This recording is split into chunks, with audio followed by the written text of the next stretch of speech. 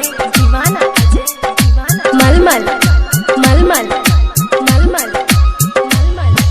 सुना ये हमर झगड़ू चाचा वो हेने बैठनी चलो है सुन खैनी चलीसा एकरे खैला से बदले दिशा लागे नहीं तनिको निशा रगड़ से बनेला बिगड़ल काम झूठो लोगवा करे बदनाम 80 चुटकी 90 तालो खैनी लगा के मुँह में डालो घर में केहू जाने न पाए ऐसन हम दतिया धैनी नया चूना लेके आईनी लहो बाबा बनाव खैनी।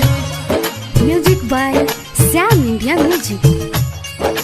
का हो डीजे अजय मलमल हिला देला पूरा बिहार में। मुँह में डालो कौनो कोना लागी नहीं जादू टोना चाहे सरवाई करोना बाप मतारी जाने नहीं मेहरी कही बाबू सोना खैनी ऐसन चीज हो भैया बिगड़ल काम बनाई देला चाहे केतनो बड़का होखे छोटका से भीख मंगाई देला एकरे खा के देनी परीक्षा पूरा हो गईले मन के इच्छा नया चिनौटी चूना लईनी लहो बाबा बनाव खैनी। अजय दीवाना, अजय दीवाना। Shyam India music and recording studio मलमल मलमल मलमल।